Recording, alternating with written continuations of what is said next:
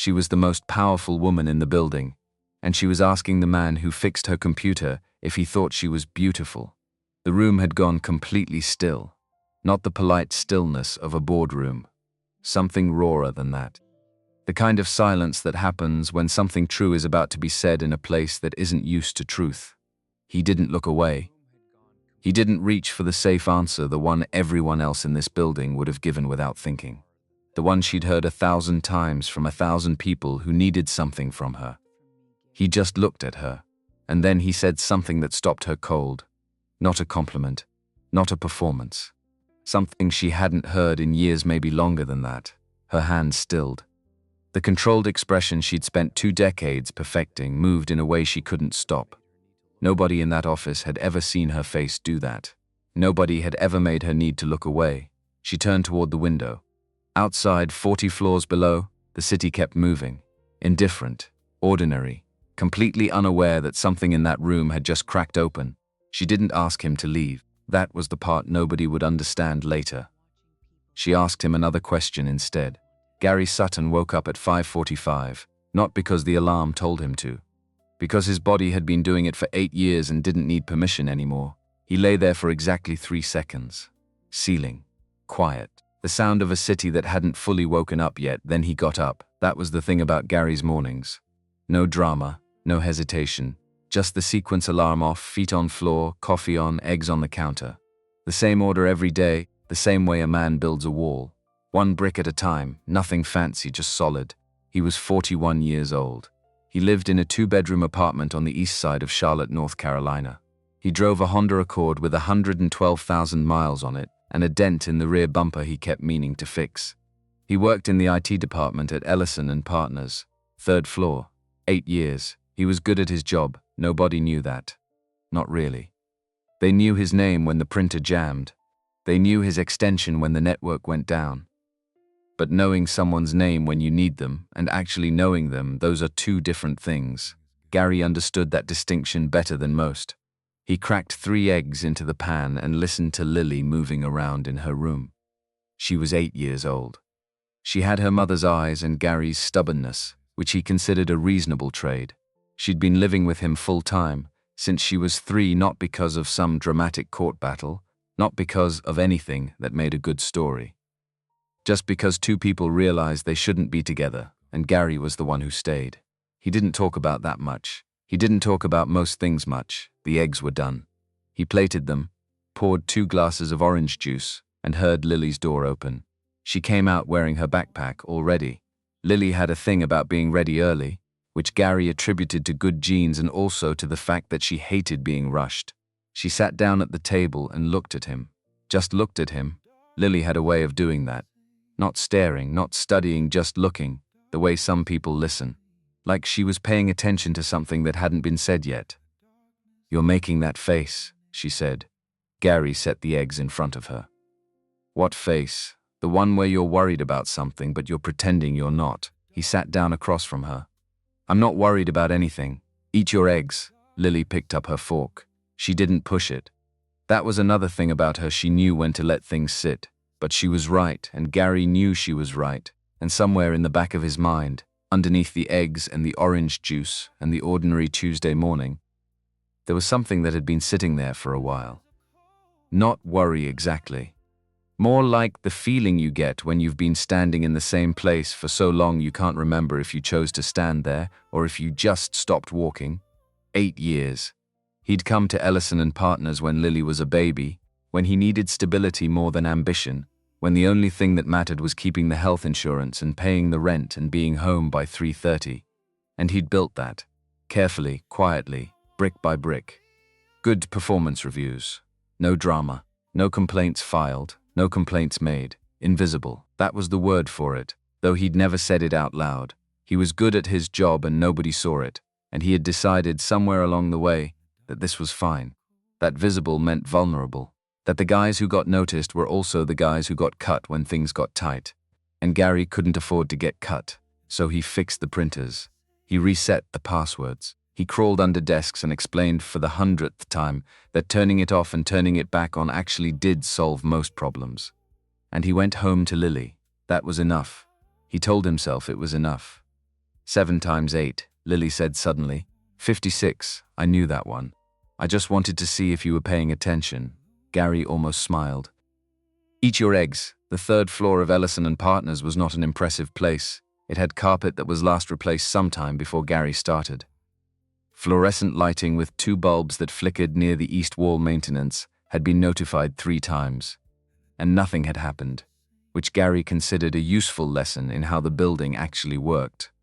There were 42 people on his floor. He knew all their names, their computer issues, their coffee preferences, and in most cases the names of their kids and dogs. He knew who was going through a divorce, and who was barely keeping up with their workload, and who was thinking about quitting. He knew these things the way a good repairman knows a house, not because anyone told him, but because he paid attention, and because when you're fixing someone's computer while they're on a call with their sister, or eating lunch at their desk, you learn things. He never used any of it, never gossiped, never made anyone feel seen when they didn't want to be. He just knew, and moved through the floor quietly, and did his job.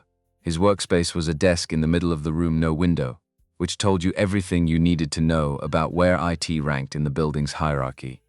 A monitor, a secondary monitor for diagnostics, a toolkit that lived in the bottom drawer, and a cup that had once held coffee and now just held pens. On the wall next to his desk there was no personal decoration, no photos, no motivational posters, just a small sticky note Lily had written him 2 years ago. Dad, fix it. She'd been 6, and she was talking about her bicycle, but Gary had kept it anyway. It was the closest thing to a mission statement he had. He sat down at his desk at 8:02 and opened the ticket queue. Drenta jammed on the 2nd floor. Someone's email wasn't syncing. Denise in accounting couldn't connect to the network drive. A guy named Kevin in marketing had somehow, impressively, managed to delete his own desktop. Gary started at the top and worked down. By 9:15, he was crawling under Denise's desk, flashlight in his teeth, looking for a loose Ethernet connection, when his desk phone rang. He could hear it from under the desk, 4 rings, voicemail, then almost immediately again. He extracted himself, stood up, answered. IT, this is Gary, Mr. Sutton. The voice was female, professional, the kind of professional that came from years of managing someone else's schedule. This is Nicole Torres. I'm the executive administrator on the 40th floor. Miss Ellison's system went down during a video conference 20 minutes ago. We need IT up here as soon as possible. Gary was quiet for a second. The 40th floor. He'd worked at Ellison and Partners for 8 years. He had never been to the 40th floor. Not once. There had never been a reason the executive suite had its own IT support through a third-party contract, some firm downtown that charged 3 times what it cost for the same work. I'll be up in 5 minutes, he said. He hung up. Stood there. Looked around at the 3rd floor, the flickering light, the carpet, the 42 people who didn't look up when he walked past. He picked up his toolkit and went to the elevator. The elevator took 47 seconds, Gary counted. Not because he was nervous. He just had a habit of counting things that didn't need to be counted when his mind needed something small to hold on to. The doors opened and he understood immediately why no one talked about the 40th floor the way they talked about other places in the building. They talked about it like a different country. Now he was standing in it, marble floors. Not tile that looked like marble, actual marble, pale gray with darker veining. Abstract paintings on the walls that Gary couldn't begin to interpret but recognized as expensive by the way they were lit. A reception desk made of dark wood that caught the light from recessed fixtures overhead. Nicole Torres was behind the desk, mid-50s, navy blazer, the smile of someone who had greeted 1,000 visitors and knew exactly how much warmth to offer each one. Mr. Sutton. She looked at his badge, though she'd clearly been expecting him. 3rd door on the left. Miss Ellison is waiting. She has a 10:30 that cannot move. Gary nodded and walked. The hallway to the left stretched longer than it had any right to. Windows on the right side looked out over Charlotte, the entire city, clean and laid out like something someone had planned, which he supposed they had. At this height, the noise and the traffic disappeared. Everything below looked quiet, organized. He found himself wondering what it did to a person, looking down at the world from up here every day for years. Whether it made things clearer or just made them smaller. 3rd door on the left, it was already open. Gary stopped in the doorway. Sandra Ellison was standing behind her desk with her back to him, phone pressed to her ear, looking out through floor-to-ceiling windows that took up the entire north wall of the office. She was tall, taller than he'd expected from the handful of times he'd seen her in company-wide emails.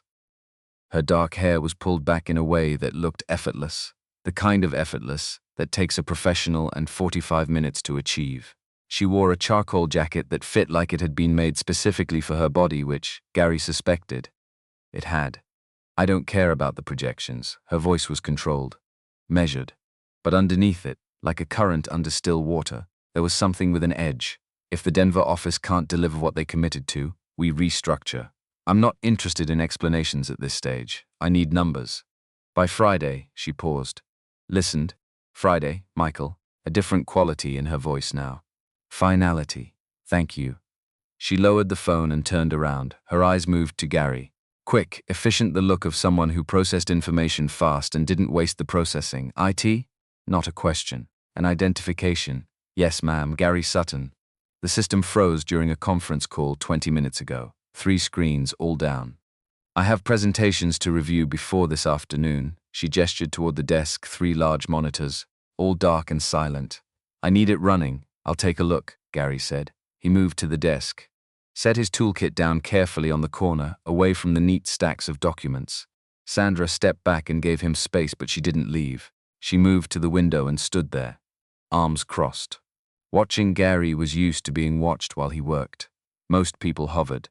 They asked questions. They offered theories about what had gone wrong, as though explaining the problem a second time would fix it faster. Sandra didn't do any of that.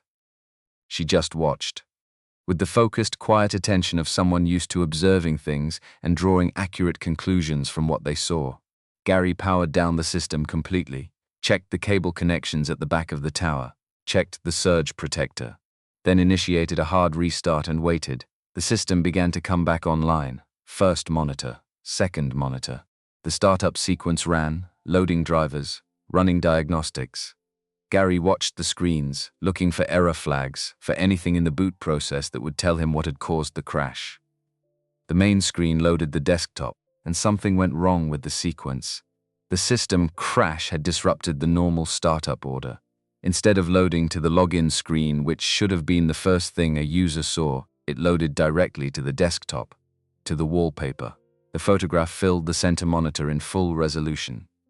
Gary's hand stopped halfway to the keyboard. It was a lake, somewhere with trees that had gone gold and amber late fall, the kind of afternoon light that only exists for about 40 minutes and makes everything look like a painting. The lake was flat and still, reflecting the sky above it in a way that made it hard to tell where the water ended and the air began. And there, standing on a wooden dock that extended maybe 15 feet over the water, was Sandra Ellison. She was wearing jeans, a white shirt with the sleeves rolled up. Her hair was down loose around her shoulders, not styled, just down, the way hair looks when someone isn't thinking about it. There was no makeup that Gary could see, or so little of it that it didn't register from this distance. She was standing at the end of the dock with her face turned slightly toward whoever had taken the photograph, and she was smiling, not the controlled smile from the company newsletter, not the professional, measured expression she'd worn since Gary walked into her office. Something else, something that reached her eyes. The kind of smile that doesn't know it's being watched. She looked like someone who had put down everything heavy she was carrying and forgotten, just for a moment, that it existed. Gary reached for the keyboard to navigate to the login screen. Stop! Her voice was quiet, but it cut through the room the way a specific sound cuts through noise, not loud, just clear. Gary's hand stopped. He looked up and found Sandra standing much closer to the desk than before. Close enough that he could see the moment her expression shifted. She was looking at the screen, at the photograph. At herself, her face had gone very still, not embarrassed, not angry. Something harder to name than either of those things. You saw it, she said. Gary could have deflected. He could have said I was just looking at the boot sequence, or I barely noticed, or any of the small, harmless, professional lies that would have made the moment smaller and easier to move past. But something in the way she was looking at that photograph, like she'd forgotten it was there, like she was seeing it for the first time in a long time, made deflection feel like the wrong kind of kindness. Yes, he said. I'm sorry. The system didn't load correctly. I know. She didn't look away from the screen. I forgot I'd set it as the background. That was taken 2 years ago. She was quiet for a moment. Gary didn't fill the silence. Then she looked at him. What did you think when you saw it? Gary felt the question land differently than questions usually landed. Most of the time, when executives asked IT technicians anything, they wanted a technical answer, a timeline, a solution. They didn't want opinions. They barely acknowledged that IT technicians had opinions. I don't think my opinion is, you have one. She tilted her head slightly, still watching him with that focused attention.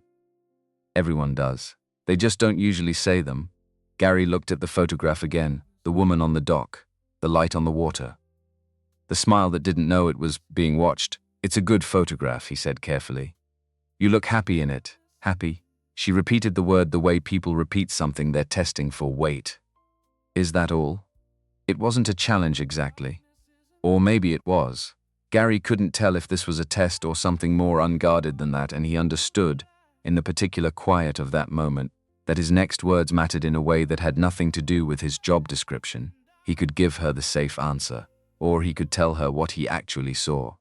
You look real, Gary said. Like a person, not a position. The silence that followed was enormous. Gary heard the building's ventilation system. He heard, distantly, a phone ringing somewhere down the hall. He heard his own breathing. He waited for the correction. The professional distance reasserting itself. The reminder that he was here to fix computers and nothing else. Instead, Sandra turned away from the screen. Slowly. She walked back toward the windows, putting distance between them. When she spoke again, her voice had something different in it, still controlled. But less certain than it had been. That photograph was taken at a lake in Vermont. I rented a cabin there for 4 days, alone. No calls, no meetings, no one who needed a decision from me. Gary didn't say anything. It was the last time I felt like myself. She said it simply, without drama. The way you say something that you've thought about so many times, it has worn smooth. Gary wanted to respond. He searched for the right thing. He came up empty, and for once in his life, he was grateful for the habit of silence he'd developed over 8 years of listening to people without jumping to fill space. He let her words be what they were. After a moment, Sandra turned back to face him. Do you think I'm beautiful? The question dropped into the room like something physical. Gary stared at her. I'm sorry? It's a simple question. Her voice was even. Clinical, almost. In that photograph. Do you think I'm beautiful? Gary's mind went through the options quickly. This had to be a trap, a test of some kind. Executives didn't ask employees questions like this. There were rules unwritten, unspoken, but solid as the marble floors under his feet about the distance between a CEO and the man who fixed her computer. But she was waiting. And she was looking at him with the particular steadiness of someone who had learned, over many years, to recognize when they were being told what someone thought they wanted to hear. He took a breath. Yes, Gary said quietly. You're beautiful in that photograph, but not because of anything about how you look. Sandra's eyebrows lifted, just slightly. Explain that. You look peaceful. The words came more easily now that he'd committed to honesty. Like a door that was hard to open and then moved smoothly once it did. Like you're somewhere you actually chose to be. Doing something you wanted to do. That's what makes it a good photograph. Not your face or your clothes. Just the fact that you look like yourself. The silence came back. Sandra stood very still. Gary couldn't read her expression. It had gone past the things he could name. Then something shifted in her face. The careful, practiced composure she'd worn like armor since he'd walked in it moved. Not collapsed, just moved. The way a wall moves when something real leans against it. No one has said that to me in a very long time, she said quietly. That I look like myself. She turned back to the window. Finish the login sequence, she said. I need to access those files before my 10:30. Yes, ma'am. Gary turned back to the computer. His hands moved through the familiar steps: administrative override, session reset, waiting for the desktop to load cleanly. The photograph disappeared. The company login screen replaced it. Standard, corporate, anonymous. He finished the setup, tested the monitors. Everything ran normally. It's all running, he said. If you have any more issues, just call the help desk. Thank you, Mr. Sutton. He gathered his toolkit, walked to the door. He was almost in the hallway when her voice stopped him. Gary. He turned back. She was still at the window. backlit by the morning. Her posture was the same, straight, controlled, the posture of someone who had learned to take up space with purpose. But her expression was different from when he'd walked in. "Thank you for being honest with me," she said. "Most people aren't." Gary nodded. He didn't know what to say to that. He left. He closed the door quietly behind him. The elevator took 47 seconds to get back down. Gary counted again. He walked through the 3rd floor without seeing it. Sat down at his desk. His phone already had 2 new tickets blinking on the screen, someone's printer, someone's email. He didn't move for a moment. He kept replaying it. The photograph loading on the screen. The way Sandra had said, "Stop, not loud, just clear," with the weight of someone who wasn't used to being ignored. The question she'd asked him. The silence after he answered. "No one has said that to me in a very long time. That I look like myself." He thought about the woman in that photograph, standing on a dock over still water, smiling at something outside the frame. And he thought about the woman who'd watched him walk into her office and scanned him like a balance sheet. Same person. Completely different. And somewhere between those 2 versions, something had gotten lost. Gary understood that. Not because he'd lived it the same way, he hadn't. His life wasn't power and altitude and decisions that moved markets. His life was Lily's school schedule and a dented Honda and printer jams. But the thing underneath it, the way you could get so deep into the role you were playing that you forgot. You were playing one, that part he understood. He'd been doing it for 8 years. He opened the first ticket. Printer jam, 2nd floor. He stood up, picked up his toolkit, and went to fix it. He picked Lily up at 3:30, like he did every day. She came out of school already talking something about a social studies project. Something about Maya. Something about the fact that their classroom hamster had escaped again and been found inside someone's backpack, which Lily found extremely funny. Gary drove and listened. Really listened. Not the half attention he'd given her this morning over eggs. "The real kind, Dad?" "Yeah. You went somewhere on the top floor today." He glanced at her. "How do you know that?" "Mrs. Calloway saw you getting on the elevator with your work bag and going up past 20. She was coming back from the dentist and saw you through the window." Gary shook his head slowly. Charlotte was a big city and somehow he lived in the smallest neighborhood inside it. "I did," he said. "There was a computer problem up there." Lily was quiet for a moment, processing. "Was it a different up there?" "Yeah." "It was different, how?" Gary thought about it, about the marble and the paintings, about the windows that looked out over a city that looked quiet from that height, about a photograph that shouldn't have loaded and a question that shouldn't have been asked. "Nicer stuff," he said finally, "but same problems." Lily considered this. "Computers break everywhere," she said, with the philosophical certainty of an 8-year-old who had identified a universal truth. "That's right," Gary said. "Computers break everywhere." That night, after Lily was asleep, Gary sat in the kitchen. He wasn't doing anything. Not reading, not watching anything, not looking at his phone. Just sitting at the kitchen table in the quiet of 11:15 at night, with a glass of water he hadn't drunk yet. He kept thinking about something Sandra Ellison had said. Not the question about the photograph, though, that kept coming back to something else. Something simpler. "The last time I felt like myself." He'd heard that kind of thing before, usually from people going through something hard, a divorce, a job loss, a health scare. The language of people who had gotten off track somewhere and were trying to find their way back. He hadn't expected to hear it from the woman who ran the building. But then why not? The job you do doesn't protect you from losing track of who you are. Maybe it makes it easier to lose. Because if you're good at the job, if people need you, if you're powerful, if the machine runs because of you, then the job becomes the answer to everything. Who are you? The job, what matters? The job. What are you when the job isn't there? Sandra Ellison had built something remarkable. That was real. But somewhere in the building of it, the woman who stood on a dock over still water and smiled without knowing she was being watched, that woman had receded. Had been replaced, slowly, by the controlled efficiency of the 40th floor. Gary thought about that for a while. Then he thought about himself. About the version of Gary Sutton that Lily knew, the one who made eggs in the morning, and drove the dented Honda and was home by 3:30, and whether that was the real version or just the one he'd settled into because it was safe. He didn't arrive at any answers. He rinsed his glass, turned off the kitchen light, checked that Lily's door was closed. He went to bed. Wednesday was normal. 3 printer jams, a personal record for a single day. One of the lawyers on the 15th floor had somehow gotten his laptop to run entirely in French, which was a new one. Gary fixed it without comment, though he appreciated the variety. He didn't think about the 40th floor. Or rather, he thought about it the way you think about something you're trying not to think about, which meant he thought about it constantly in the background while doing other things. Thursday was normal too. Quita. He reorganized the server room closet on the 3rd floor, which no one had asked him to do, and no one would notice he'd done, but which had been bothering him for 2 months. Friday morning started the same as every Friday. He dropped Lily at school, drove to the building.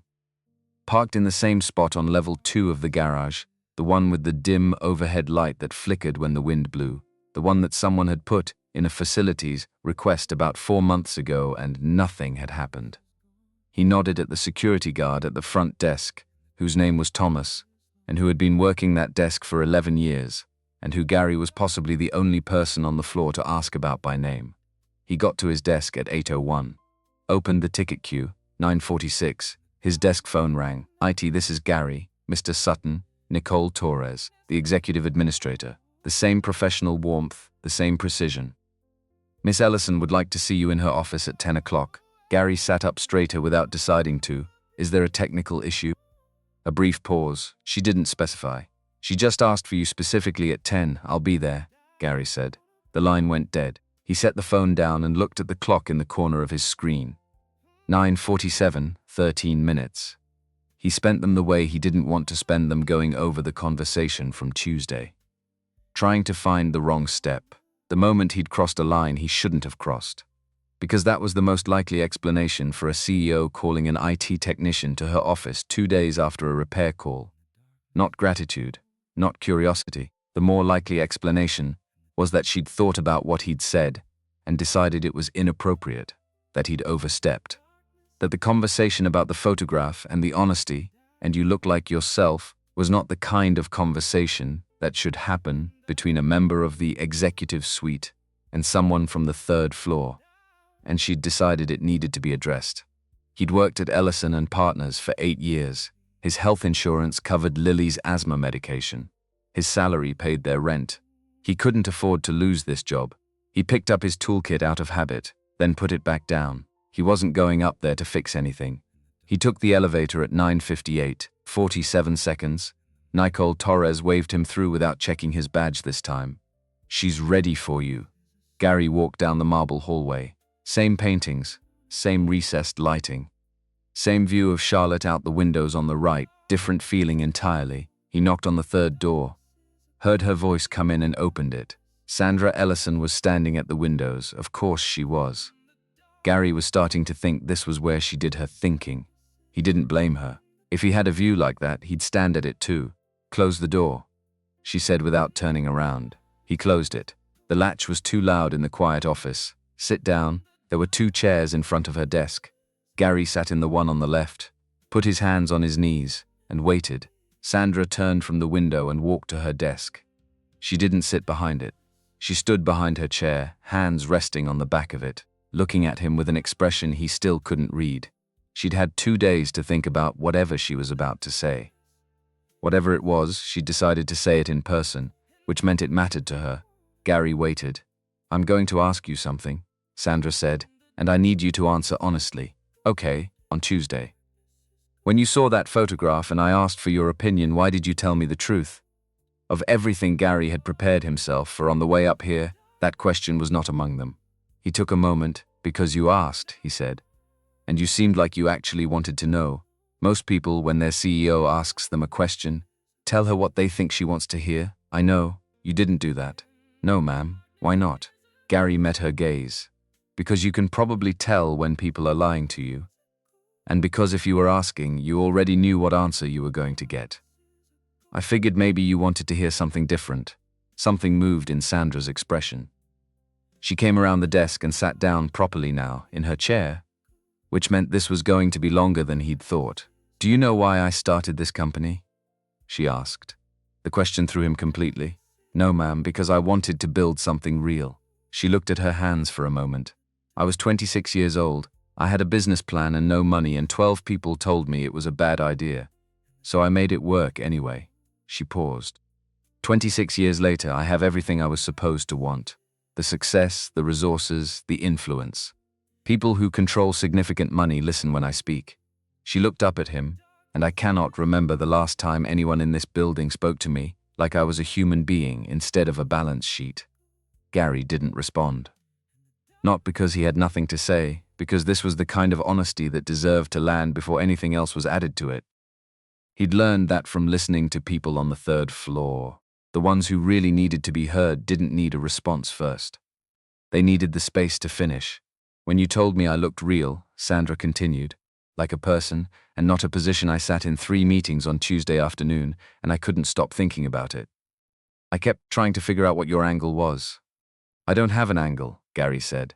I fix computers. The corner of her mouth moved, almost a smile. I know. I had Nicole pull your employment file. 8 years. Good reviews every year. Single father-daughter, 8 years old. You've never asked for a promotion or a raise beyond the standard annual increase. Gary didn't say anything about the file. He understood why she'd looked, even if the idea of it felt strange.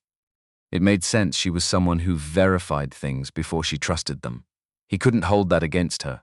You're invisible, Sandra said. There was no cruelty in it. Just observation. You do your job well. You do it better than people know. But you move through this building like you've decided not to be noticed. I have a daughter who needs stability, Gary said. Keeping my head down and doing good work means I keep my job. She keeps her health care. We keep the apartment. That's been enough. Sandra studied him for a long moment. Then she opened a drawer and set a folder on the desk between them. I'm launching an internal project, she said. Small team, confidential. It's focused on understanding why good people leave this company and what's actually wrong with how we operate, not the surface version, the real version. I need people on this team who will tell me the truth. Gary looked at the folder, didn't touch it. I'd like you to be part of it. He looked up at her, Miss Ellison. I'm an IT technician. I don't know anything about organizational culture or employee wellness programs. No, she said. But you know what it's like to be invisible in this building. You know what the people on the lower floors experience every day. Because you're one of them. You've been one of them for 8 years. She leaned forward slightly. And you're honest. That's what I need more than expertise. Gary sat with it for a moment. He thought about Lily asking him this morning, that face, that look of paying attention to something he hadn't said. He thought about 8 years of printer jams and password resets. He thought about the woman in the photograph on the dock, and the woman sitting across from him now, behind a desk on the 40th floor, who had been brave enough or lonely enough to ask a stranger if he thought she was beautiful. What would this involve? He asked. Meetings 2 or 3 evenings a week. You'd keep your current position. Small team, 5 people including yourself. Completely confidential, she paused. There would be additional compensation. 15% increase to your base salary and a project completion bonus. 15%. Gary did the math automatically, the way he always did with numbers that mattered. Not dramatic, but real. The kind of real that changed small things. Lily's college savings account moving from theoretical to possible. A car that didn't have 112,000 miles on it. Can I think about it? He asked. Of course. She pushed the folder across to him. Take the overview. If you're interested, let me know by the end of the week. Gary picked up the folder. It was heavier than it looked. He stood. He should say something professional. Something measured. Thank you for the consideration, Miss Ellison. I'll review it carefully. Instead, without planning to, he said, you should go back to that lake. She looked up. The one in Vermont? You said it was the last time you felt like yourself. He held her gaze. Maybe you need that more than another successful project. He didn't wait for her response. He walked to the door, opened it, and stepped out into the marble hallway. He pulled the door closed behind him quietly, the way he'd learned to close doors in hospitals and libraries and places where the quiet mattered. He walked back to the elevator. The folder was tucked under his arm, 47 seconds down. He was back at his desk by 11:15. He slid the folder into his bag and answered the 3 tickets that had come in while he was upstairs. Someone's printer, someone's email, someone's monitor flickering. He fixed them all. But that evening, after Lily was asleep, he opened the folder at the kitchen table. He spread the pages out in the pale light over the stove. He read through the project overview, the methodology, the timeline, the stated goals. All of it professional, organized, exactly what you'd expect. Except for one thing, on the first page, in the upper corner, written in small and careful handwriting. "Thank you for seeing me." Gary read it once, then again. Then he sat in the kitchen for a long time, not reading anything, looking at nothing, thinking about the distance between the 3rd floor and the 40th. About how it was measured in more than floors, and about what it might cost to cross it. The folder sat on the kitchen table for 3 days. Gary didn't move it. He worked around it, pushed it to one side when Lily did homework, slid it back to center after she went to bed. Like he was keeping it in sight on purpose. Like looking away would mean making a decision he wasn't ready to make. Friday night he read through it again. All 12 pages. Saturday morning he made eggs and didn't look at it.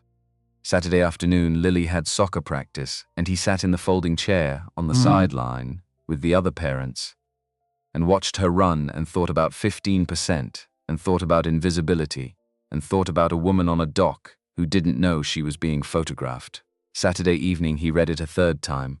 The project was real. That much was clear from the documentation. Not a token gesture. Not something designed to look good in the annual report. Sandra Ellison had put actual structure behind it, interview methodology, data collection frameworks, a timeline that ran 3 months with clear deliverables at each stage.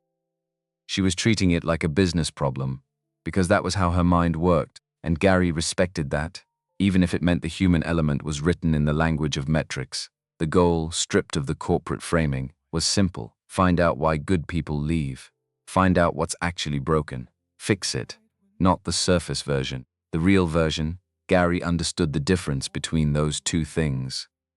He'd been watching the surface version be applied to problems on the 3rd floor for 8 years. A coffee machine when what people needed was a manager who listened. A company picnic when what people needed was a microwave that worked. The performance of caring without the substance of it. He thought about the woman who'd filed a request about the parking garage light. The dim section near the stairwell on level 2. He drove past it every single morning. He'd noticed it the first winter he worked here, the way it flickered when it got cold, the way the corner it was supposed to illuminate stayed gray and shadowed. He'd thought about reporting it himself, more than once. He never had, because it wasn't his department. Because nothing would happen. Because he'd watched enough requests disappear into the system to know the math on whether it was worth the effort. And there it was. That was the thing Sandra Ellison was trying to understand. Not with research papers. With someone who lived it. Sunday night, after Lily went to bed, Gary sat down at the kitchen table and made a list, 2 columns. Reasons to accept. Reasons to decline. The decline column filled up fast. He wasn't qualified. He'd be out of his depth sitting at a table with legal counsel and HR directors. The visibility would change things. People would notice. People would talk.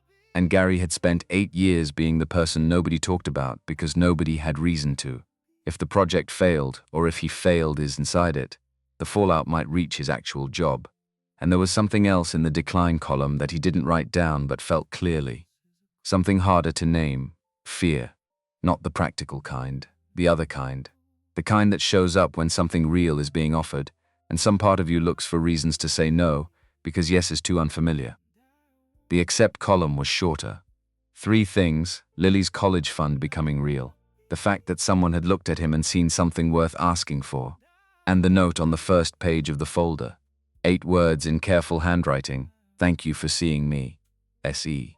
He sat with those 2 columns for a long time. Then he closed the folder, washed his glass, and went to check on Lily. She was asleep on her side with one arm hanging off the edge of the mattress, the way she always slept, like she was about to fall and didn't know it. He reached in and moved her arm back onto the bed. She shifted slightly but didn't wake. Gary stood in the doorway for a moment. 8 years he'd made every decision based on what kept her safe, kept her stable, kept the walls of their small, ordinary life solid and standing. That was the right way to love someone. But there was another question he hadn't been asking. What was he teaching her, by the way he lived? What did she see when she watched him move through the world, careful, quiet, always at the edge of things, never at the center? He thought about what she'd said Thursday morning. "Dad, you're making that face. The one where you're worried but you're pretending not to be. 8 years old, and she already knew the difference.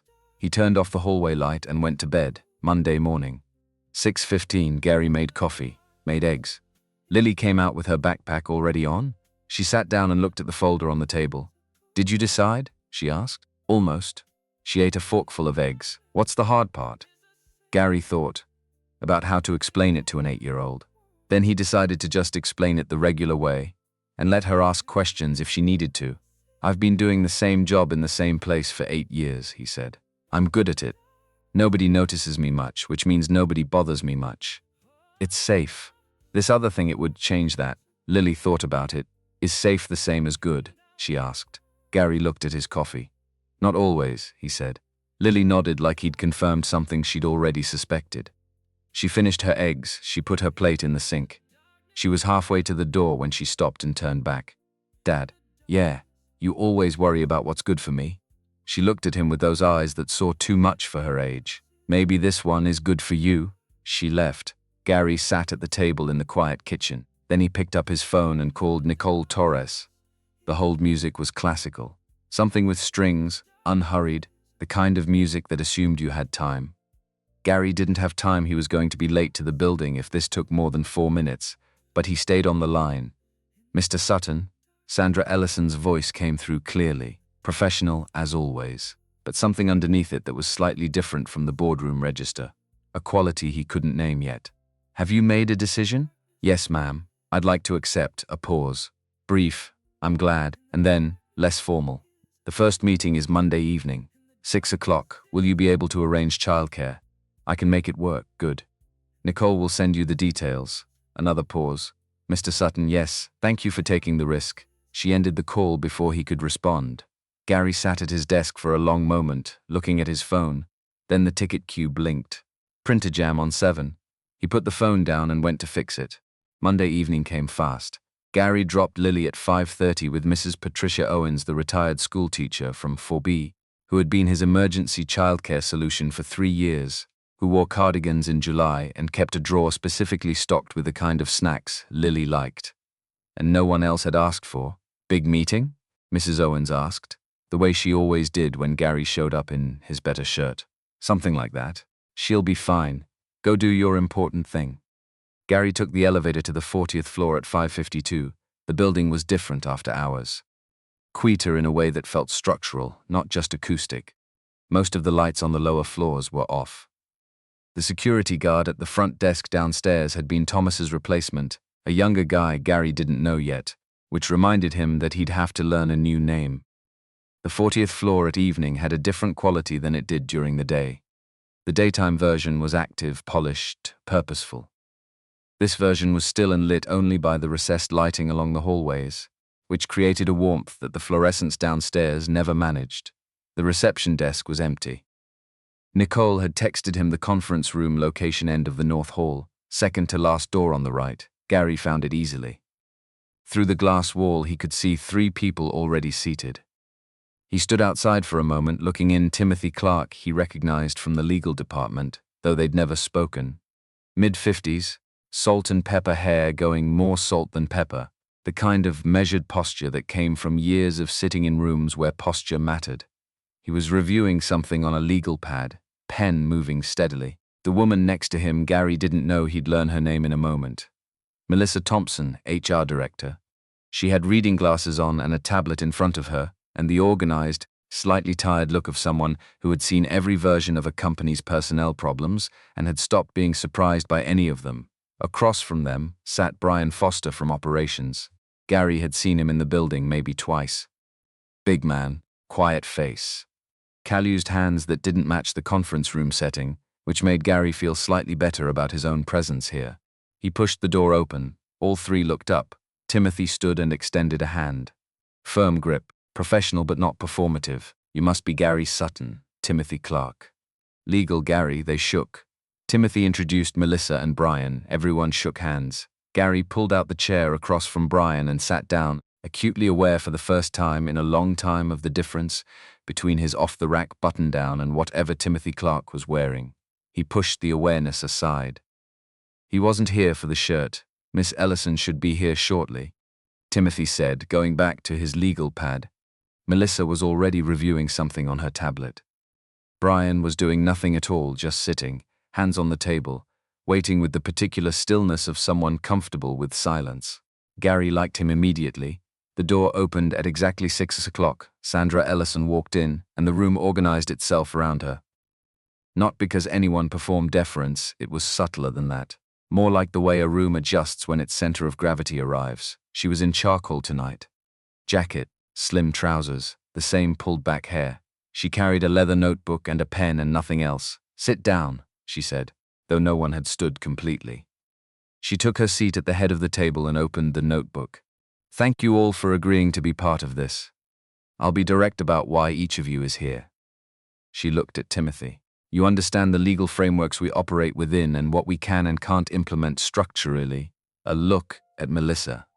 "You have direct access to the data exit interviews, grievance records, everything that's been filed and ignored, Brian. You understand what operations actually looks like on the ground. Not the version that gets reported upstairs." She looked at Gary last. "And Mr. Sutton is here because he knows what it's like to be invisible in this company. To do good work that no one sees. To be the person who keeps things running while other people get the credit for things running." The room went quiet. Gary felt the weight of 3 sets of eyes on him. Timothy's was assessing. Melissa's was curious. Brian's, he noticed, was something closer to recognition. "Our goal for this project is simple," Sandra continued. "I want to know why talented people leave.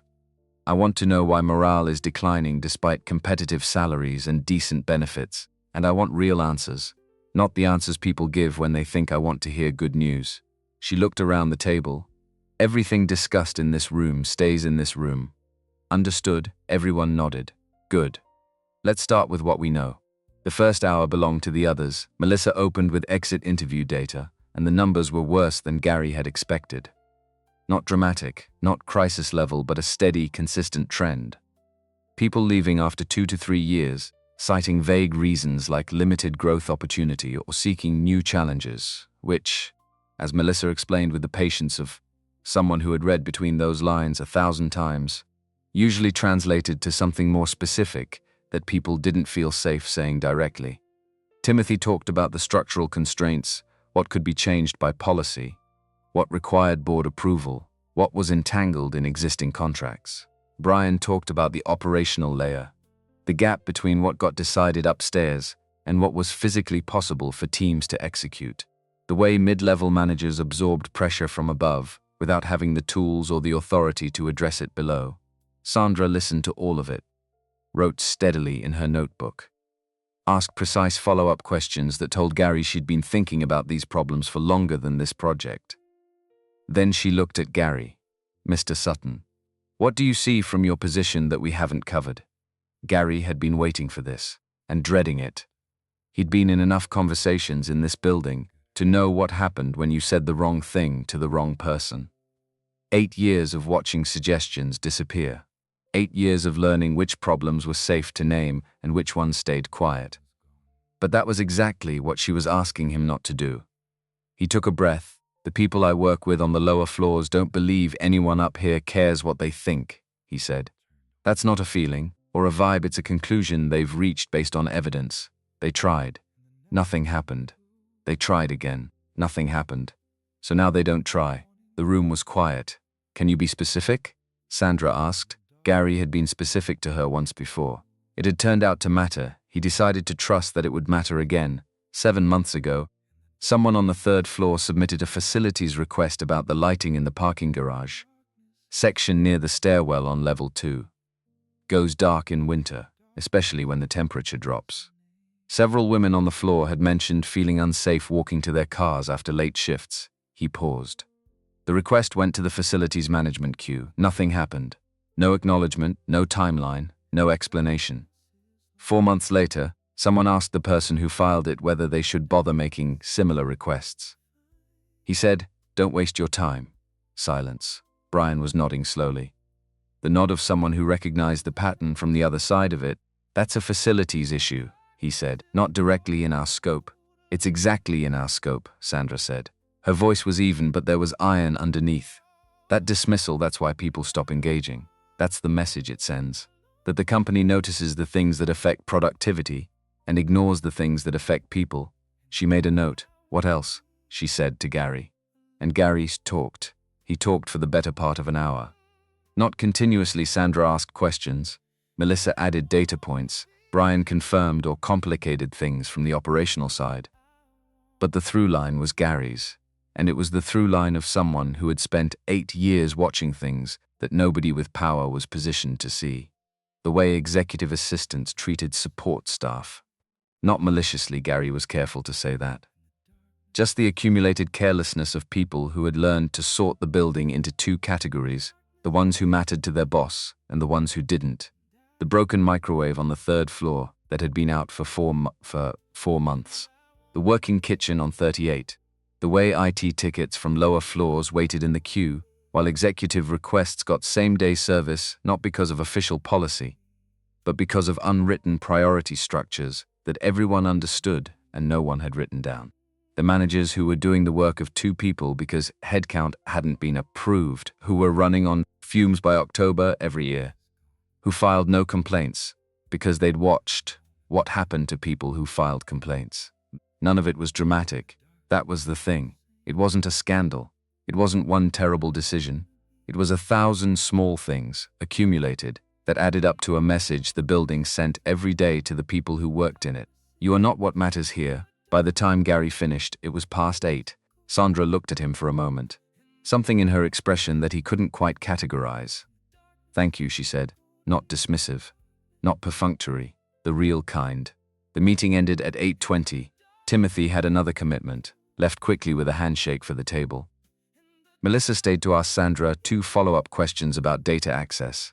Brian said good night with a nod that felt like something more than politeness. Walked out. Gary was last. He gathered his things slowly, notebook, pen, the folder he'd brought out of habit and hadn't opened once. Sandra was still at the table, writing. You did well tonight, she said without looking up. I mostly complained about a parking garage. You identified a systemic problem with how this company handles employee feedback and trust. That's not complaining. That's the work. She finished what she was writing and closed the notebook. Looked up. How did it feel? The question surprised him. Too personal for a debrief. But he'd learned something about Sandra Ellison in the past week. She asked the questions other people avoided because she actually wanted the answers. Uncomfortable, he said. Like I was betraying something. Everyone on the 3rd floor who's ever said something to me in confidence while I was fixing their computer, I felt like I was using that. But you stayed. I stayed. She stood, gathering her things. The discomfort means you're doing something real. The moment you feel comfortable saying those things is the moment you've stopped actually caring about the people you're saying them about. They walked out of the conference room together. The 40th floor at 8:30 was empty, every office dark. The hallway lit only by the low evening fixtures. At the elevator bank, Sandra pressed the call button. They stood and waited. How's your daughter? She asked. He looked at her. Good, he said. She told me to take the job. Sandra glanced at him. She sounds smart. She's 8 and she diagnosed the situation faster than I did. 8-year-olds often do. Sandra looked back at the elevator doors. They haven't learned to make things complicated yet. The elevator arrived. They stepped in together. Sandra pressed the button for the lobby. Gary pressed 3. The doors closed. I meant what I wrote, Sandra said, looking straight ahead. In the note, I know. I haven't felt seen in a long time. That sounds like a strange thing for someone in my position to say. I understand that. It doesn't sound strange, Gary said. Most people would say you run a company, you're in the news, everyone knows your name. How can you feel unseen? Because being known and being seen are different things. The elevator slowed.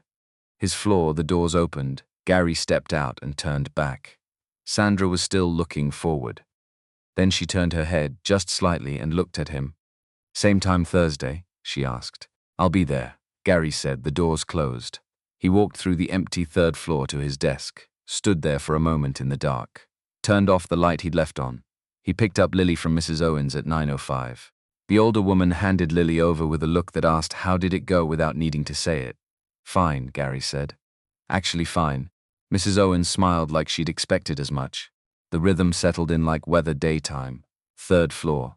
The usual work printers, networks, the laptop on 14 that kept overheating, the projector in the main conference room that required a specific sequence of inputs that Gary had written on a sticky note and taped to the underside of the cart because no one ever remembered it.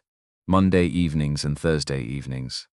40th floor. The conference room at the end of the North Hall. The four of them and Sandra, and a problem that didn't have a simple solution. The work was real.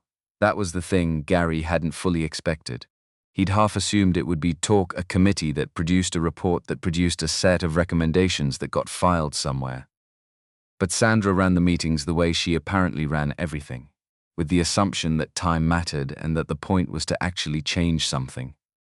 By the third meeting, Melissa had mapped the exit interview data against department and tenure.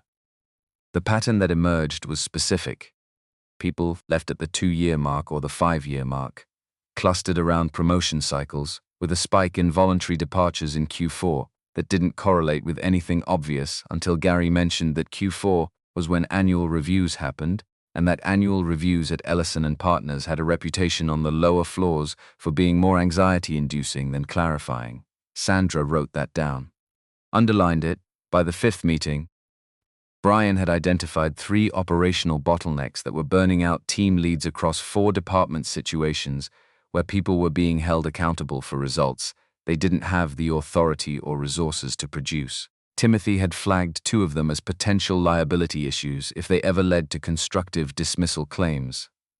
By the 7th meeting, Gary had stopped feeling like an imposter. It didn't happen all at once. It was more like the way it saw a just darker room gradually, without announcing itself, until you looked up one night and realized you could see. His perspective mattered, not despite the fact that he was invisible, but because of it. He was the only person at that table who could tell them what the building actually felt like from inside. And Sandra, to her credit, never let him minimize that. When he deflected, she pushed back. When he framed something as this might be small, but she told him to remove the qualifier and say the thing. Say it like it matters, Mr. Sutton. Because it does. He started saying it like it mattered. And in the margins of all of it, in the minutes before meetings started, in the quiet of the elevator ride down, in the small exchanges that weren't about the project at all, something else was happening. Sandra asked about Lily. What was she reading? Whether she'd figured out multiplication. How the soccer season was going. Gary asked about Vermont. Whether Sandra had thought about going back. She told him about the board meetings, the particular loneliness of sitting in a room full of people who needed something from you and having no one in the room who just wanted to talk. He told her about the particular tiredness of single parenthood, the way you could love someone completely and still fall into bed at night, feeling like you hadn't done enough. Like the love was real, but the execution was always slightly short of what it should be. Neither of them named what the conversations were. They didn't need to. The trouble started in the 5th week. Gary was in the break room on 3, getting coffee at 7:45, when Kevin Marsh came in. Kevin worked in finance. Gary knew him, the way he knew most people on the floor, by their ticket history and the things they said when they didn't think he was listening. Kevin had a reputation for knowing things. He cultivated it deliberately. Sutton. Kevin poured himself coffee. You've been going up there a lot. Gary didn't react. Project work. Confidential project, Kevin said, emphasizing it slightly, like the word itself was suspicious. With the CEO personally. That's right. Interesting. Kevin stirred his coffee. People notice things, you know.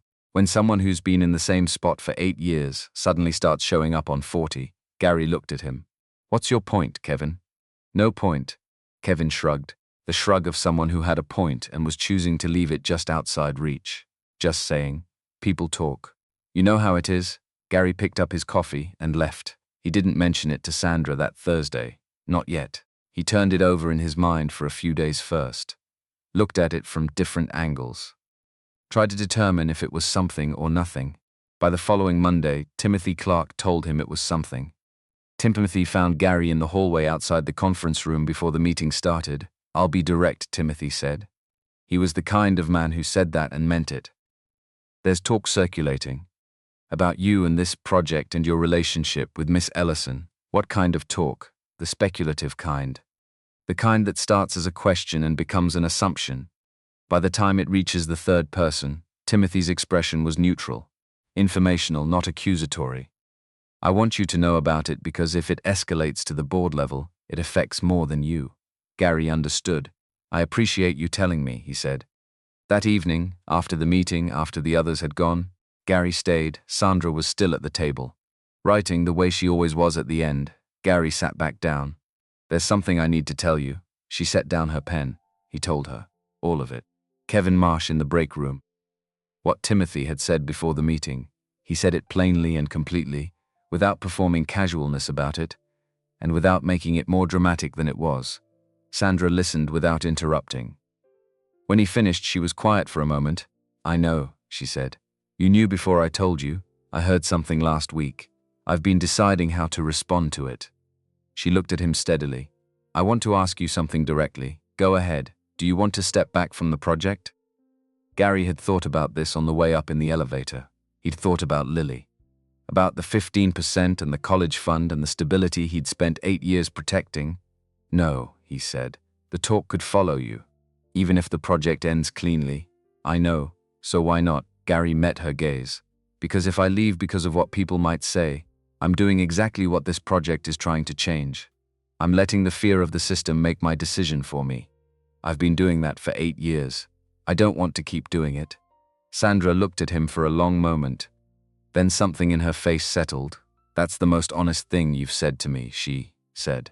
And you've said a lot of honest things. It's also the most scared I've been saying one, Gary said. I know. She picked up her pen. That's how you know it was the right one. End of week 7. The Thursday meeting had gone well. Brian had presented a draft framework for addressing the operational accountability gaps. Melissa had data ready to support it. Timothy had preliminary legal clearance on 2 of the 3 structural changes they were considering. They were getting somewhere. After everyone left, Sandra stayed at the table. She didn't pick up her notebook. Gary waited. The board has requested a presentation, she said. Project progress. End of month, that's normal procedure, isn't it? Yes. But they've been asking questions. She folded her hands on the table. About the team composition. About why this project was structured the way it was. About whether the approach is their word unconventional. Gary read between the lines. About why an IT technician is on a strategic initiative. Among other things. She looked at him directly. If they're not satisfied with the presentation, they have the authority to restructure the project. Change the team, change the scope, or shut it down, Gary sat with that for a moment. What do you want to do? He asked. I want to give them the presentation that makes the clearest possible case for what we're doing and why it matters. She paused. And I want you to present the employee experience section. The words landed like something dropped from a height. Me, you, not Melissa, me, you. Sandra's voice didn't waver. I could present that section. I could frame it well and support it with data and make it sound important. But they would hear me presenting a concept. I need them to hear someone who lived it. She looked at him steadily. No filter, no corporate translation. You. Gary thought about the boardroom. People who controlled the direction of a company that employed thousands. People who measured things in quarters and projections. You're putting the project on an IT technician, he said. I'm putting the project on the only person in this building who told me the truth when I needed to hear it. Sandra's voice was quiet and certain. I think that's the right call. Gary looked at the table, at his hands. At the notebook he'd been writing in for 7 weeks full now, pages of observations, things people had told him, patterns he'd noticed. He thought about Lily. Maybe this one is good for you. Okay, he said. Sandra looked at him. I'll do it, Gary said. I'll present. She nodded once. The kind of nod that closes a decision and moves to what comes next. The meeting is in 2 weeks, she said. We'll prepare together. Gary picked up his notebook and stood. He was at the door when she said his name. He turned back. Sandra was still at the table. The 40th floor quiet around her. The city lights visible through the window behind her. Whatever happens with the board, she said, I want you to know something. This project, what we've built in these 7 weeks, it's the most honest work I've done in years. And that's because of the people in that room. Especially you. Gary stood in the doorway. You gave me a reason to show up differently, he said. That counts for something too. He left. The elevator took 47 seconds. He drove to Mrs. Owens and picked up Lily, who was still awake and demanding to know if he'd eaten dinner, which he hadn't. She made him a peanut butter sandwich with the authority of someone who had decided. This was her responsibility and wasn't interested in debate. He ate it at the kitchen table while she told him about her day. He listened, really listened. Outside the window, Charlotte was doing what cities do at 10 o'clock on a Thursday, settling into itself.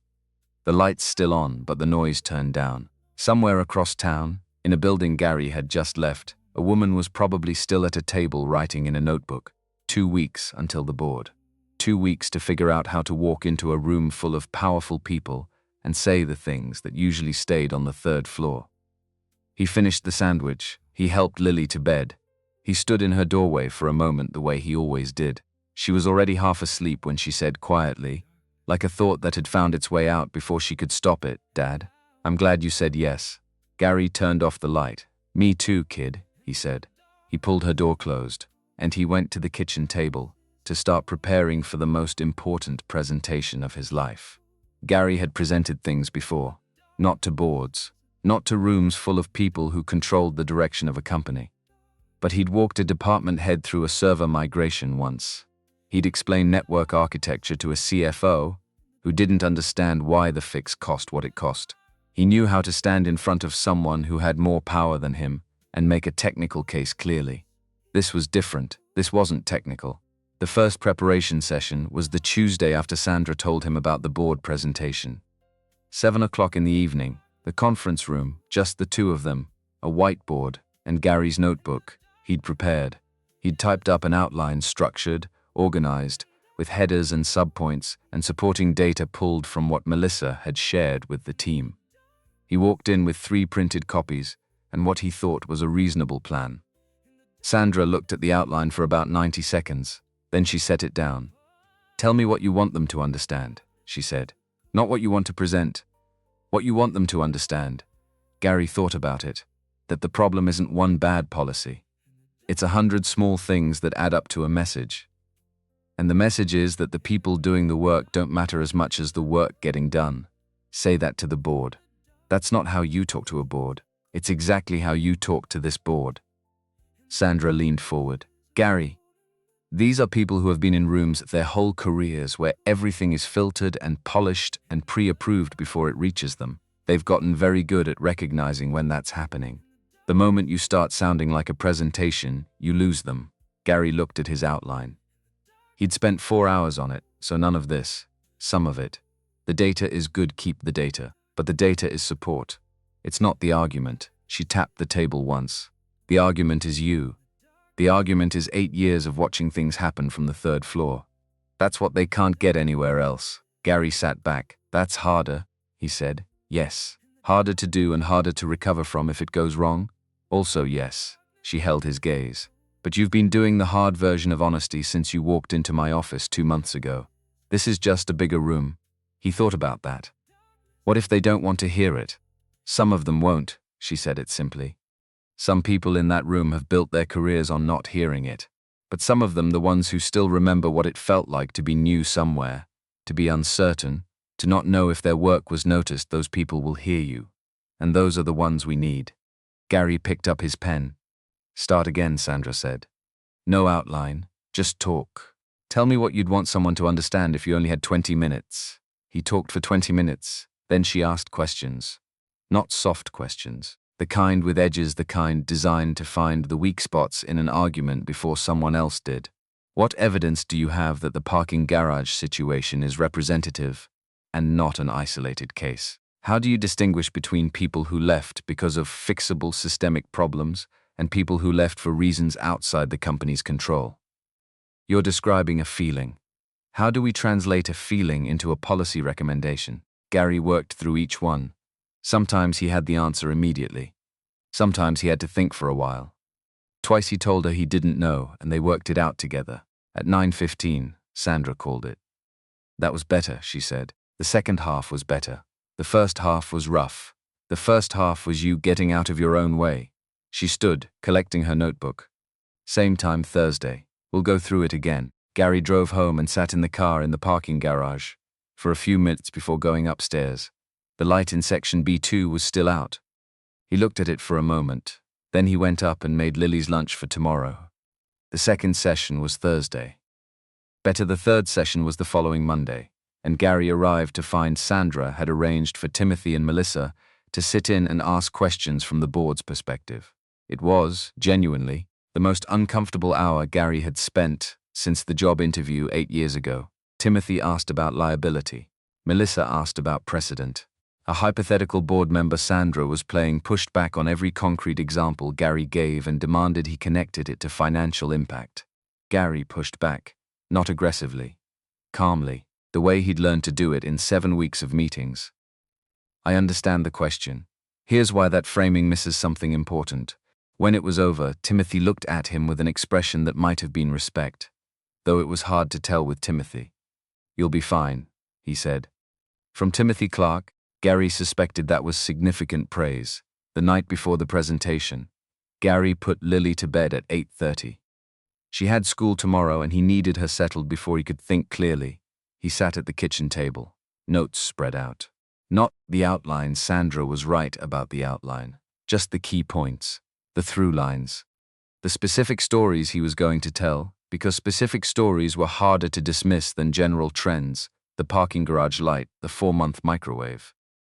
The woman in procurement, who had asked for a flexible start time for 1 semester so she could take her mother to chemotherapy appointments and had been told that the policy didn't allow for case-by-case exceptions, and who had left Ellison and Partners 6 months later, which the exit interview recorded as seeking better growth opportunities.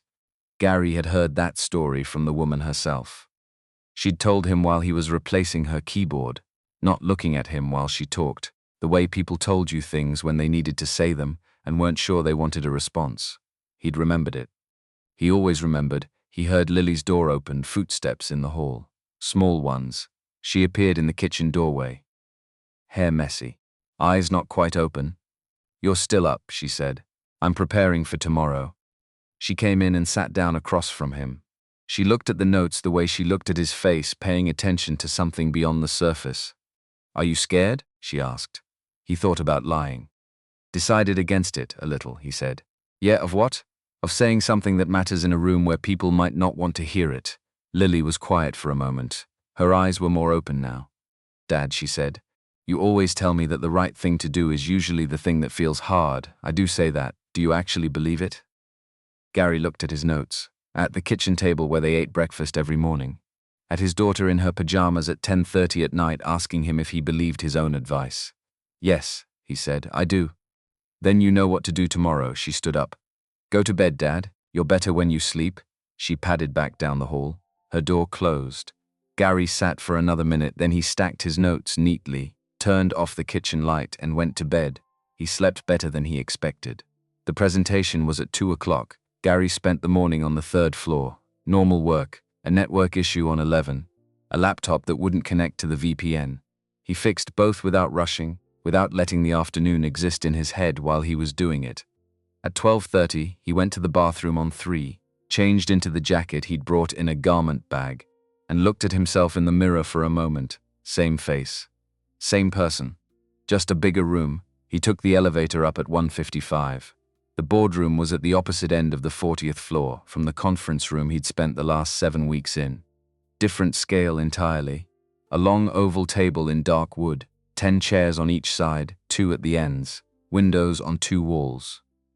The kind of room where the furniture itself communicated that the decisions made here were serious. 9 board members were already seated when Gary walked in with Sandra, Timothy, Melissa, and Brian. Gary recognized Lawrence Briggs from his photo in the company's annual report. Board chair, late 60s, silver hair kept short, the kind of man who had probably been the smartest person in most rooms he'd entered for 40 years, and knew it without needing to say so. He looked at Gary once when they walked in, not dismissively. Assessingly, Gary held the look for a moment, then found his seat. Sandra opened the presentation. She covered the project structure, the methodology, the scope. Clean and efficient, she was a good presenter, in the way that people who have done it 10,000 times are good at it. Authoritative without being distant, clear without oversimplifying. Timothy handled the legal framework. Melissa walked through the data.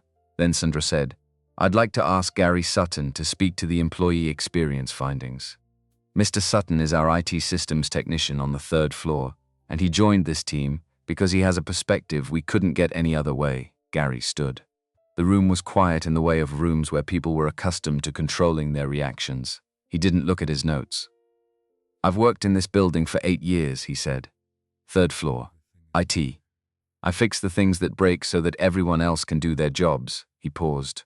Let it sit. In 8 years, I don't think most people on the floors above the 5th could tell you my name. That's not a complaint. It's just the truth. I was good at my job. Nobody needed to know who I was to use what I fixed. He looked around the table. Not performing confidence. Just looking. What I want to tell you today isn't a theory. It's what I've watched happen for 8 years from a position where people don't notice you enough to perform for you. He told them about the parking garage. He told it the way he'd learned to tell it, not as a grievance, as a case study, a request made, a system that received it and produced no output. A person who drew a rational conclusion from that data point and adjusted their behavior accordingly. And the downstream effect, a floor of people who now operated on the assumption that their input had no value. That's one story, Gary said, but it's not one story. It's the same story happening in different forms across multiple departments. And the thing they have in common is this: the people this company most needs to stay, the ones who actually care about the work, are also the ones paying closest attention to whether the company cares back. He told them about the procurement manager, the flexible hours, the chemotherapy appointments, the exit interview that called it better growth opportunities. He told it plainly. No drama, no editorializing. The room was completely still. The money you spend on recruiting to replace someone who left for a reason you could have fixed, that's real. That's a number. Melissa has those numbers. He glanced at Melissa, who nodded. But what doesn't show up in the number is the person who stayed and watched their colleague leave and drew their own conclusions about whether this is a place worth investing in. He stopped, looked at Lawrence Briggs. I'm not here to tell you this building is a bad place. It's not. I've worked here for 8 years and I've seen more good than bad. But the good doesn't feel like enough to the people who are quietly deciding whether to stay. And they're deciding right now. Every day. Based on small things that nobody upstairs knows are happening. He sat down. The room was quiet for 4 seconds. Then Lawrence Briggs said, "How long has the light been out in the parking garage?" Gary looked at him. 7 months. Briggs nodded slowly. He made a note, a real note, not a gesture. "Thank you, Mr. Sutton," he said. The deliberation took 30 minutes. Gary, Sandra, and the rest of the team waited in the smaller conference room down the hall. Melissa reviewed her notes. Timothy was on his phone. Brian sat the way Brian always sat, hands flat on the table, comfortable in the silence. Sandra didn't look at her phone. She sat with her notebook closed and looked at the wall. Gary thought about Lily's soccer practice on Saturday. Whether he'd remembered to sign the permission slip for the field trip next week. Whether he'd paid the water bill, the ordinary things. The ones that were always there underneath everything else. Nicole Torres appeared in the doorway at 2:52. "They're ready." Lawrence Briggs spoke for the board. The project would continue. Full scope, full timeline, full team. Additionally, and here Briggs looked at Gary directly, the board was requesting that the employee feedback review process that came out of this project include a standing position. Someone with direct access to senior leadership. Someone positioned to surface the kind of information that didn't make it through standard reporting channels. "We'll need to create a title for it," Briggs said. "But the role is clear. We need someone in this organization whose job it is to tell us what we're missing."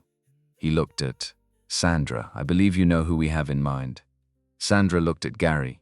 Gary looked at the table for a moment. Then he looked up. "I'll need to keep my IT responsibilities," he said, "for now, until we figure out what this looks like." Briggs almost smiled. Noted. The boardroom cleared slowly. Board members gathered their things. Brief conversations in the way of people who operated on packed schedules and measured even their informal minutes. Handshakes. A few words with Sandra at the door.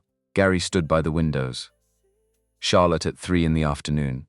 The sun coming from the west now, lower than it had been when he'd walked in, hitting the glass on the buildings as across the skyline and sending light back in scattered directions.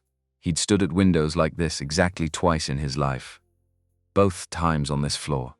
Both times something had changed. Brian stopped beside him on the way out. He didn't say anything for a moment, just stood there, looking at the same view. Then, "Good job in there, Sutton." "Thanks, Brian. I mean it." Brian looked at him. "I've been in this company 12 years. Sat in a lot of meetings. Nobody's ever said those things to that room before. Somebody should have said them 12 years ago." "Yeah." Brian nodded. "They should have." He left. Timothy gave Gary a precise nod on the way past the Timothy Clark version of a standing ovation. Melissa squeezed his arm once, which surprised him. Then the room was empty except for Gary and Sandra. She was by the door, jacket still on, notebook under her arm. She looked at him across the length of the boardroom table. "Well," she said. "Well," Gary said. She walked toward him, stopped on the other side of the table. "You didn't use the notes," she said. "No. How did that feel?" He thought about it.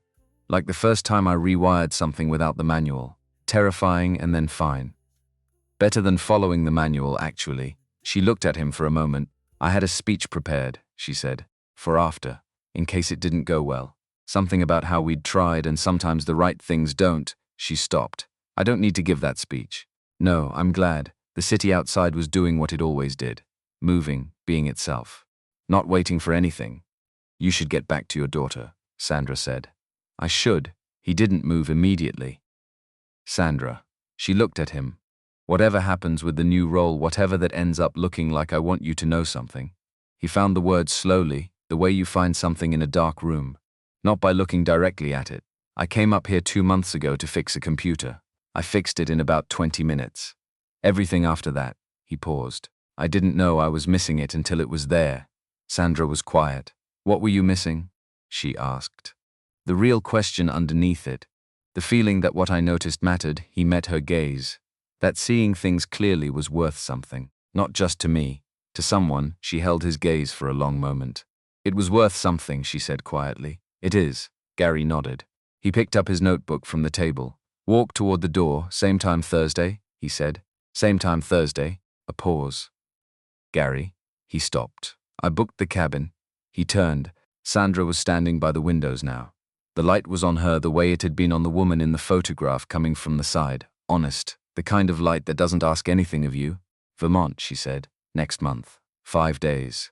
No phone, no meetings, no one who needs a decision from me." "Good," Gary said. "That's good. You're the first person who told me to go back. You already knew you needed to. I just said it out loud, maybe." She looked at the city. "Or maybe I needed someone to think it was worth saying." Gary stood in the doorway. There was more that could be said. He could feel the shape of it, the things that two people say when they've spent 2 months being honest with each other, and something has shifted in the space between them. He let it stay unspoken, not because it wasn't true, because some things are more true when they're allowed to arrive in their own time. "Enjoy Vermont," he said. "I will." She turned to look at him. "Same time Thursday, I'll be there." He left. The elevator took 47 seconds. Gary had stopped counting. He stepped out onto the 3rd floor and stood still for a moment. Same carpet. Same 2 flickering bulbs near the east wall still not fixed, which he was now considering making his personal first act in whatever this new role turned out to be. Same 42 people, most of them gone for the day by now. His desk in the middle of the room, the spot with no window. The toolkit in the bottom drawer. The sticky note Lily had written when she was 6. "Dad, fix it." He sat down. He didn't do anything for a moment. Just sat in the chair he'd sat in for 8 years and looked at the desk and felt the weight of the afternoon settling. He thought about Lawrence Briggs, writing down 7 months and meaning it. About Brian saying nobody's ever said those things to that room before. About Sandra standing at the window and telling him she'd booked the cabin. He opened his email. There were 11 new tickets from the day. He read through them. Printer on 6, VPN on 14 again. Someone on 22 whose second monitor had stopped being detected. Real problems. Fixable problems. He started at the top. He fixed the VPN remotely in 4 minutes. Sent the solution with a note explaining what had caused it and how to avoid it. Next time he always did that. Always had, even though most people didn't read the note. Maybe 1 in 10 did. That one person was worth the extra 2 minutes. He flagged the printer ticket and sent a response with an estimated time. He was halfway through the monitor issue when his desk phone rang. IT, Gary Sutton, Gary. It was Denise from accounting. She had a specific way of saying his name, the way people say the name of someone they actually know. "The network drive is being weird again." Same issue as last time? Same issue as always, I'll come up. Give me 10 minutes. He closed the ticket he'd been working on, picked up his toolkit and went to fix it. He picked up Lily at Mrs. Owen's apartment at 5:45. She was at the kitchen table doing homework when he came in. She looked up, read his face the way she always did. How did it go? She asked. Gary sat down across from her. Good, he said. She waited for more. He knew she was waiting. The board approved the project, and they want to create a new role. Someone to bridge the gap between. He looked for the right way to say it to an 8-year-old. Between the people who make decisions and the people those decisions affect. Lily thought about this. And they want you to do it? They want me to do it. She looked at her homework, then back at him. Is it scary? She asked. Yeah, Gary said. It is. Is it good? He thought about Sandra at the window, about Lawrence Briggs writing things down, about Brian standing next to him looking at the Charlotte skyline and saying somebody should have said those things 12 years ago. Yeah, he said. It is. Lily nodded like he'd told her something she needed to confirm. Okay, she said, and went back to her homework. Gary sat there for a moment, watching her work, the way she held her pencil, the small furrow between her brows when she was figuring something out. He thought about what it meant to be invisible, what he'd told himself it meant: safety, stability, the right way to protect something fragile, and what it had actually meant. Years of standing at the edge of things. Years of seeing clearly and saying nothing, because saying something meant being seen, and being seen meant being exposed. He didn't want to teach Lily that. He wanted to teach her what he was still learning himself. That being seen was worth the risk. That the things worth saying were exactly the ones that felt hard to say. That showing up, really showing up as yourself, without the protection of invisibility, was the most difficult and most necessary thing a person could do. He hadn't learned that in a classroom. He'd learned it in an elevator. He'd learned it from a photograph of a woman standing on a dock. Dad, Lily said, without looking up from her homework. Yeah. 7 times 9, 63. She wrote it down, moved to the next problem. Gary stayed at the table and helped her through the rest of the worksheet. Multiplication tables. The kind of thing that was hard until suddenly it wasn't. The kind of thing that required repetition and patience, and someone sitting across from you who thought it was worth the time. He could do that. He was good at that. 3 weeks later, Sandra Ellison left for Vermont on a Thursday morning. Gary knew because Nicole Torres had mentioned it when he came up for the standing weekly check-in. That was now part of his schedule. He thought about the photograph. The dock, the afternoon light on water that didn't move. He hoped she found it the same. He hoped she stood at the end of that dock and let herself forget, for 5 days, what floor she worked on. The parking garage light on level 2, section B2, was replaced on a Tuesday. Gary noticed it when he pulled in. New fixture. Clean white light where the grey shadow had been. He sat in his car for a moment, then he got out, grabbed his toolkit and went upstairs. He had tickets to clear. The new role didn't have a title yet. That was being worked out. Timothy was involved, which meant it would be done correctly if not quickly. Gary was still 3rd floor IT while the structure was figured out. That was fine with him. The 3rd floor was where he'd learned to see. He wasn't in a hurry to leave it. What changed was smaller and more significant than a title. It was the fact that when Gary walked through the building, now taking the stairs sometimes, the elevator other times, fixing things on 7 and 14 and 22, he moved differently. Not louder, not with more authority, just present. He stopped to talk to Thomas at the security desk. He asked the woman in procurement how her mother was doing. When he fixed the printer on 6, and the person whose printer it was said thanks without looking up, Gary said you're welcome and meant it, and didn't need them to mean it back. He had learned something in the past 2 months. Something about the difference between being invisible and choosing not to be. Invisible was something that happened to you. Choosing not to be, that was different. That was a daily decision, made in small moments, in the way you said a name instead of just doing the work and leaving. In the way you wrote the extra 2 sentences in a ticket response explaining the cause, because 1 in 10 people would read it and it would matter to that one person. In the way you told the truth when someone powerful enough to fire you asked for your opinion.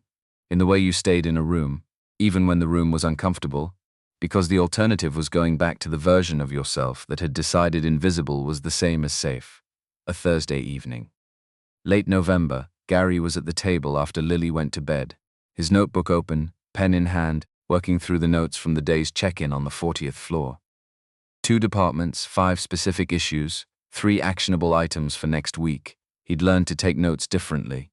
Not just problems. The people attached to them. The context. The history that made something a problem now when it hadn't been one before. He'd always paid attention. Now he had somewhere to bring what he saw. His phone buzzed. A text from an unknown number. He opened it. Vermont is exactly what I needed. The lake is still there. S. Gary looked at the text for a moment. He thought about the photograph. The woman on the dock who didn't know she was being watched. Who was smiling because she was somewhere she actually wanted to be. He typed back, "Good. You deserved that." He set the phone down. Outside the window, the city moved through its Thursday night. Charlotte in late November, the air cold, the lights sharper for it, the world doing what it does, which is continue. Gary looked at his notebook, the names he'd written, the problems, the small, specific human things that needed someone to pay attention to them. He picked up his pen. He kept working. Not every story ends with something declared. Some of them end with a parking garage light finally replaced. With a daughter asleep in the next room, with a woman standing on a dock somewhere in Vermont, smiling at the water. With a man at a kitchen table who spent 8 years invisible and is now, slowly and deliberately, choosing not to be. Those are the endings that last, the ones that don't announce themselves. They just happen. One small, honest thing at a time. End